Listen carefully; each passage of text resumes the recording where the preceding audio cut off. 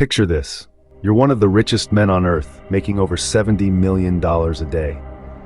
This isn't the plot of a Hollywood blockbuster, but the real-life story of a man named Pablo Escobar. His wealth was so vast, he owned everything from luxurious mansions to private jets and secluded islands. Yet his life was far from a dream. Hiding out in the mountains, hunted and on the run, his reality was harsh and unforgiving. The constant chill of the Andes was a stark contrast to the heated pools and sun-soaked beaches he was accustomed to. Despite his immense wealth, Escobar found himself broke in the only way that mattered. Unable to use his money to buy comfort or safety, he was left with nothing to keep his daughter warm on one freezing night.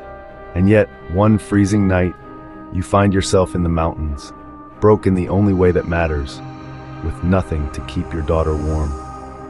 In the early 1990s, Pablo Escobar was the most wanted man in the world. A formidable drug lord, his name was synonymous with power, wealth, and fear. Yet, even the mighty have their fall. And for Escobar, his fall was precipitous. Hunted by the Colombian government, rival cartels, and the United States, he was forced into hiding, retreating to the harsh, unforgiving terrain of the Andean mountains with his family. Isolated in a safe house, stripped of the familiar luxuries of his lavish lifestyle, Escobar found himself in a desperate situation. The biting cold of the Andes was relentless, and one freezing night, his young daughter Manuela found herself in its icy grip, shivering uncontrollably. Escobar, the man who had built an empire on the back of the cocaine trade, the man responsible for untold violence and countless deaths, was powerless to comfort his child. His vast fortune, once a symbol of his dominance, was now irrelevant. His daughter was cold, and he had no means to warm her. In a moment of desperation, Escobar made a decision that epitomized the absurdity of his existence. He reached into his reserves and pulled out stacks of cold, hard cash. Not mere hundreds, not even thousands, but millions of dollars, and set them ablaze. $2 million, gone in flames. What most of us will never earn in a lifetime. Reduced to ashes in a single night. The fire roared, the room warmed, and Manuela's shivers subsided. For a brief moment, Pablo Escobar was not the most feared drug lord. He was simply a father, doing whatever it took to keep his child warm. It's a surreal image, isn't it? A kingpin, a fugitive, burning money like it was firewood. But for Escobar, it was a stark reality. His wealth was so vast that he reportedly lost billions each year simply because he couldn't hide it all.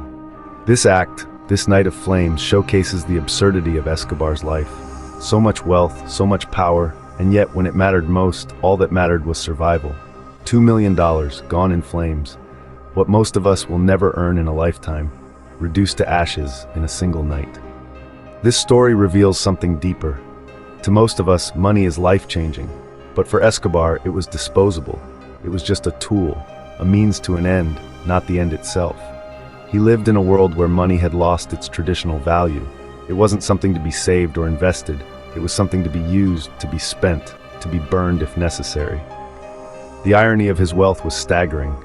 Here was a man who had more money than he could ever spend, and yet he couldn't save it. He couldn't invest it. He couldn't even hide it. Every year he reportedly lost over 10% of his fortune, billions of dollars, simply because he couldn't stash it all away. He had so much money that rats would eat it, water would ruin it, and entire warehouses were filled with stacks rotting away.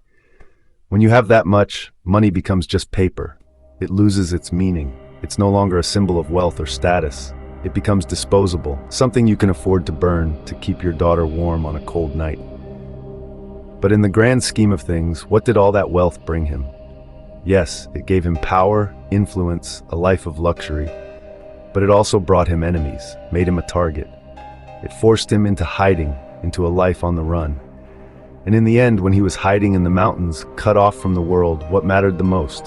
What did he value above all else? It wasn't the money. It wasn't the power or the influence. It was his family, their survival, their safety. Those were the things he couldn't put a price on.